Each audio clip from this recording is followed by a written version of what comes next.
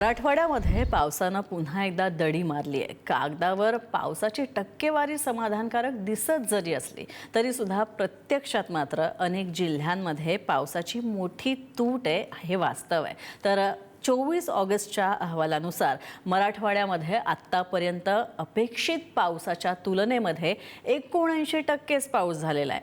पाऊस, पाणी, पीक आणि कर्ज मराठवाड्याची हीच सध्याची परिस्थिती आहे आणि जी चिंताजनक आहे। पाहूया पुढारी न्यूजचा यावरचा रिपोर्ट।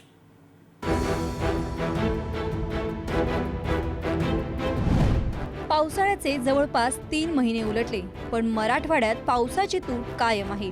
24 ऑगस्ट पर्यंत अपेक्षित पाऊस होता 469.90 मिलीमीटर, पण प्रत्यक्षात पाऊस झाला 374.60 मिलीमीटर, म्हणजे अपेक्षित पावसाच्या केवळ 79.72% पाऊस पडला। मराठवाड्यात सर्वात मोठी चिंता आहे लातूरमध्ये। लातूरमध्ये केवळ 59.39% पाऊस झाला। परभणीमध्ये 65.28%, बीडमध्ये 76.19%, धाराशिवमध्ये 77.31%, हिंगोलीत 81.74%, नांदेडमध्ये 86.1%, तर जालना जिल्ह्यात 94.14% आणि छत्रपती संभाजीनगरमध्ये 97.83% पाऊस झालाय।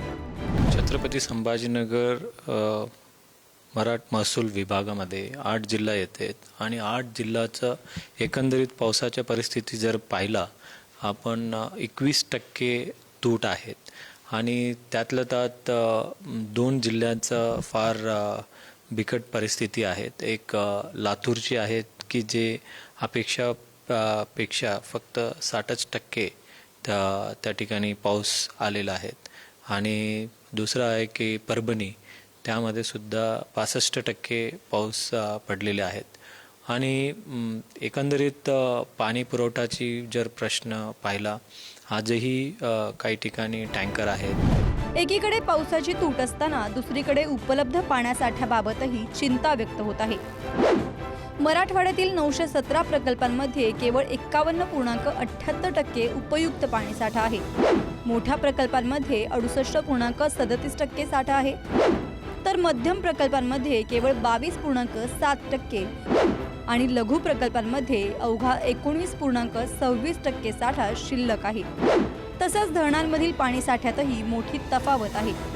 जायकवाडी धरण 94.29% भरलंय, माजलगाव धरण 23.8%, लोअर तेरणा 25.9%, लोअर दुधना 24.71% आणि मांजरा धरण केवळ 14.1% भरलंय।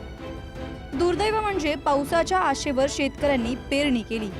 24 ऑगस्ट पर्यंत मराठवाड्यात 46,19,000 हेक्टर पेरणी झाली। ही पेरणी 5 वर्षाच्या सरासरीच्या 93% आहे। मराठवाड्यातील जिल्हानिहाय पीक पेरणीची टक्केवारी: छत्रपती संभाजीनगर 93%, जालना 90%, बीड 94%, लातूर 95%, धाराशिव 95%, नांदेड 97%, परभणी 93% आणि हिंगोलीत 81% पेरणी झाली आहे। 2 दिवस लातूर आणि धाराशिव दौरामध्ये एक गोष्टी लक्षात आले की आता पिकाची जी परिस्थिती आहे ते अवघड होत चाललेले आहेत आणि जर आता जर 3-4 दिवसामध्ये जर पाऊस नाही पडला तर शेतकऱ्यांची जास्त नुकसान होण्याची शक्यता नाकारता येत नाही आणि विशेष करून लातूर आणि धाराशिवमध्ये परतीचा पाऊस मोठ्या प्रमाणावर पडतो, परंतु अपेक्षित पेक्षा जे पावसाची जी आहे एकंदरीत सूटमध्ये लातूर आणि परभणी पाठीमागे आहे। पण आता शेतकऱ्यांच्या नजरा आभाळाकडे लागल्यात। पाऊस नाही आला तर पिकांची वाढ खुंटण्याची भीती आणि आला तर अतिवृष्टीची भीती। अशा प्रकारे शेतकऱ्यांसमोर संकट दोन्ही बाजूंनी आहे। पिकांसोबतच पीक कर्जाचाही प्रश्न शेतकऱ्यांसमोर आहे। 2026-27च्या खरीप पीक कर्जाची वाटपाची विभागीय प्रगती केवळ 41.12% आहे।